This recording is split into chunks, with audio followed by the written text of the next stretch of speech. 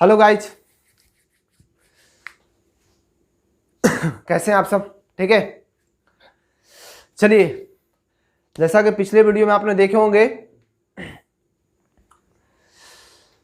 निर्वाचन आयोग जो है आपका पार्ट 1 और पार्ट 2 में दोनों देख लिए होंगे, बड़े समझ में आ गया होगा बढ़िया से। और आज का जो टॉपिक है हमारा वो बहुत ही अलग है ना। जो हमारा आज का जो मेन टॉपिक है वो है हमारा सिटीजनशिप, यानी कि भारतीय नागरिकता। आज हम लोग जानेंगे भारतीय नागरिकता के बारे में। दोस्तों, इस वीडियो को प्लीज पूरा देखिएगा और लाइक, सब्सक्राइब और शेयर करना ना भूलिएगा।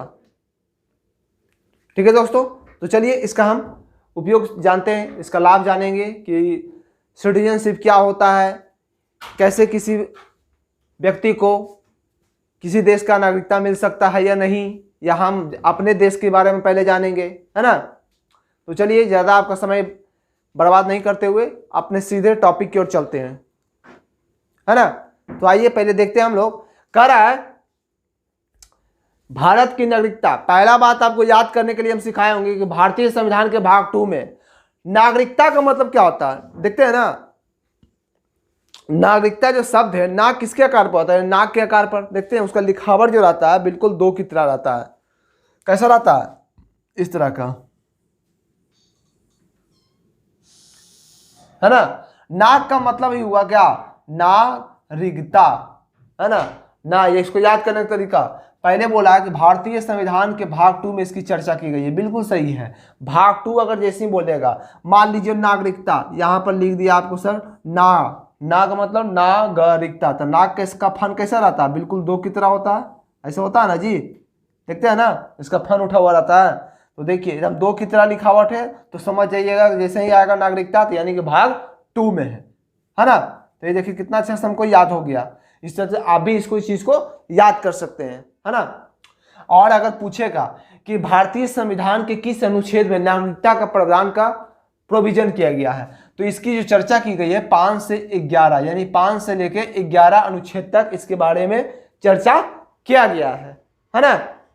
और हम लोग देखेंगे नेक्स्ट पॉइंट जो हमारा कह रहा है कि भारत में एकल नागरिकता है।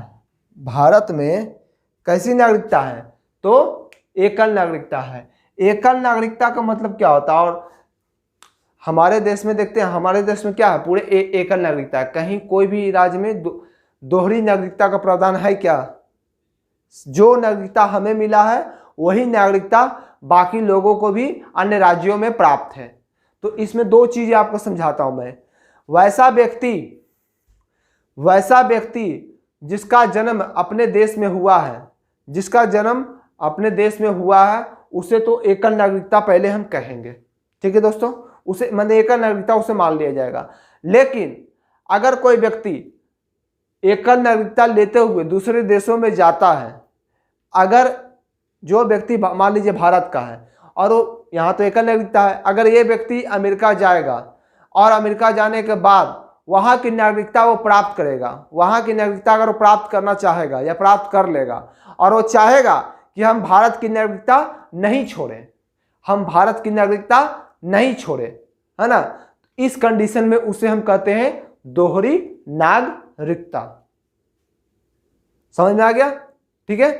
कहने का मतलब हुआ कि अगर कोई व्यक्ति भारत से अमेरिका गया तो हम जानते हैं कि हम एकल नागरिकता है, लेकिन हम चाहेंगे कि हम अमेरिका का नागरिक प्राप्त करें, तो प्राप्त वो तो जरूर करेगा, लेकिन अगर इसके मन में हो रहा है कि हम भारत की नागरिकता हम नहीं छोड़ना चाहेंगे, है ना, तो वो प्राप्त भी करेगा और उसको अगर वो छोड़ेगा नहीं तो इस देश का नागरिक कहलाएगा भी, वहां का नागरिक भी कहलाएगा, है ना। तो इसको कहते हैं हम दोहरी नागरिकता। ठीक है दोस्तों, तो अब हम चलते हैं अगले पॉइंट की ओर। हमारा अगला पॉइंट क्या कहता है कि भारतीय नागरिकता 1955 के अनुसार निम्न आधारों पर भारत की नागरिकता प्राप्त की जा सकती है। पहले देख लीजिए, एक बार देख लीजिएगा ध्यान से आप सब, ताकि आप चाहे तो स्क्रीनशॉट भी रख सकते हैं, इस चीज का कॉपी में नोट कर सकते हैं, क्योंकि लेक्चर में तो आपको समझाएंगे ही हम, है ना।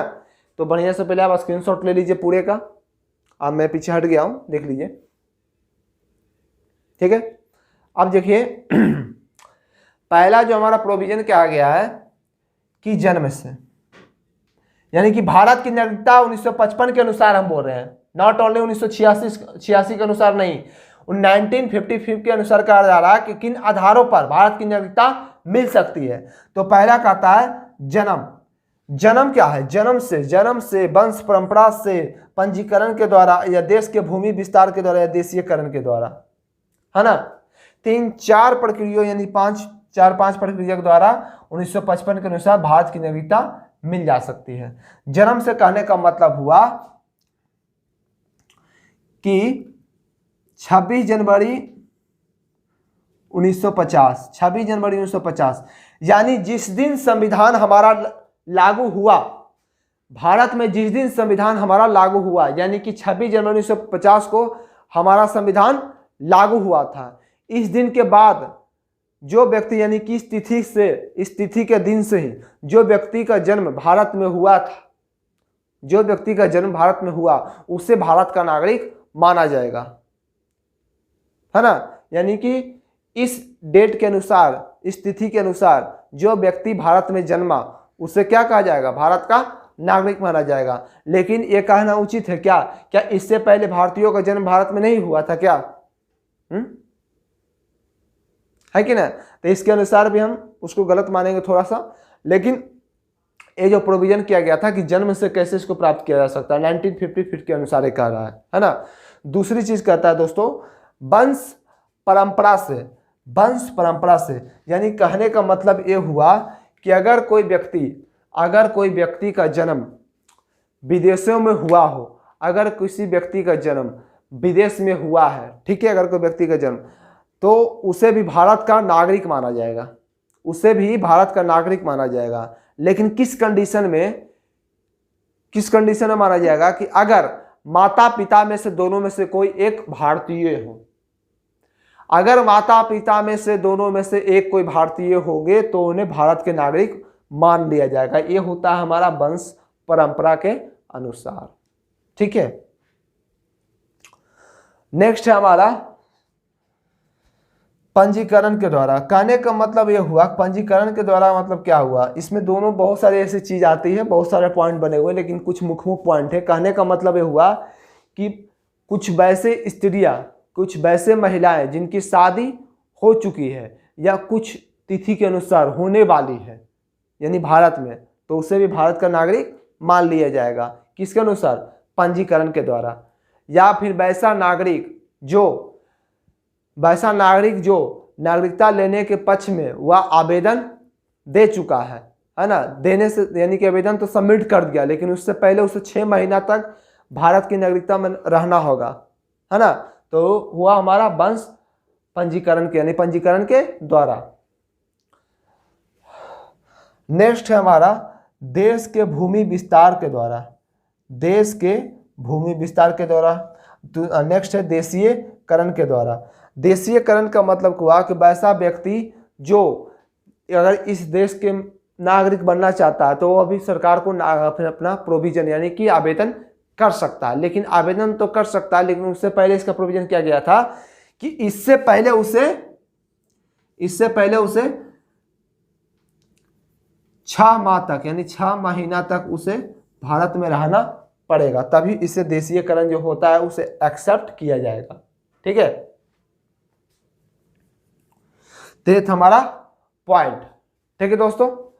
अब हमारा ये क्या कहता है देख सकते हैं आप कि भारतीय नागरिकता संशोधन अधिनियम 1986 के अनुसार क्या हुआ? संविधान संशोधन किया गया, है ना। उसके बाद 1986 के अनुसार इसका संशोधन किया गया। अब क्या कहता है 1986 के अकॉर्डिंग कि अगर माता पिता में से कोई एक भारतीय है, तथा संतान को, इससे क्या होगा? तो उस संतान को यानी कि उस व्यक्ति को भारत की नागरिकता माना जाएगा, है ना। लेकिन अगर दोनों में से ना तो माता हो और ना तो पिता, दोनों में से कोई भारत का नागरिक है नहीं, तो उस व्यक्ति को कैसे मान लिया जाएगा कि भारत के नागरिक है ना।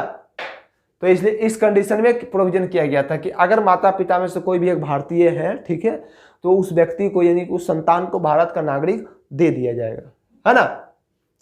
नेक्स्ट हमारा क्या है कि पंजीकरण जब होगा, जब पंजीकरण के द्वारा नागरिकता हेतु जब पंजीकरण उसे तो मिलेगा जरूर, लेकिन पहले उसे 6 माह तक, पहले उसको 6 माह तक रहना भारत में जरूरी था, लेकिन अब उसको बढ़ाकर जो कर दिया गया था वो 5 वर्ष कर दिया गया था, है ना, कि अब 5 वर्ष जब तक भारत में रहिएगा नहीं तब तक आपको नागरिकता नहीं दी जाएगी।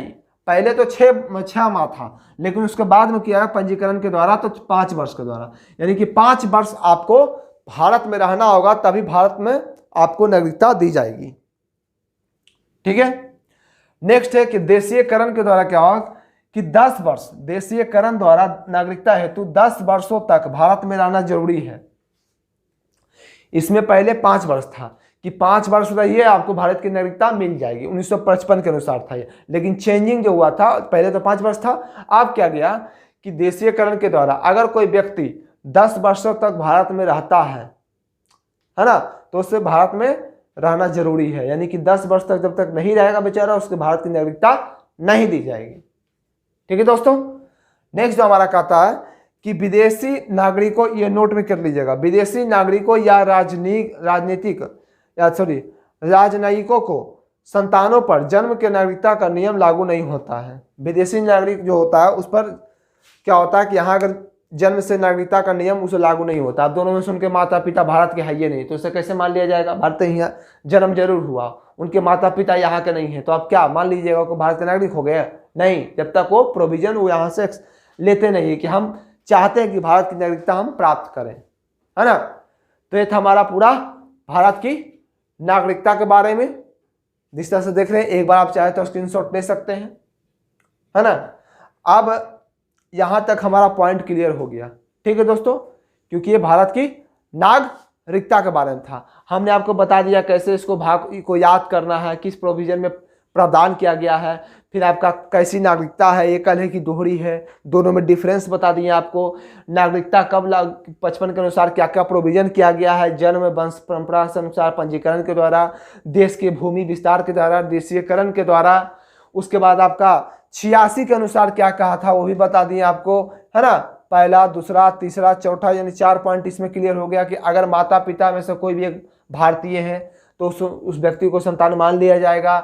अब पंजीकरण के द्वारा अगर व्यक्ति को नागरिकता प्राप्त करना चाहता है तो उससे पहले तो 6 महीना रहना जरूरी था, लेकिन अब उसे बढ़ाकर कर दिया गया 5 वर्ष उसको भारत में रहना अनिवार्य है, तभी उसको भारत की नागरिकता माना जाएगा। देशीयकरण के द्वारा पंजीकरण क्या किया गया था, देशीयकरण के द्वारा कहता क्या कि पहले 5 वर्ष भारत में रहना जरूरी था, लेकिन देशीयकरण के द्वारा अगर कोई व्यक्ति लेना चाहता है भारत की नागरिकता तो उसे 10 वर्ष तक भारत में रहना जरूरी है।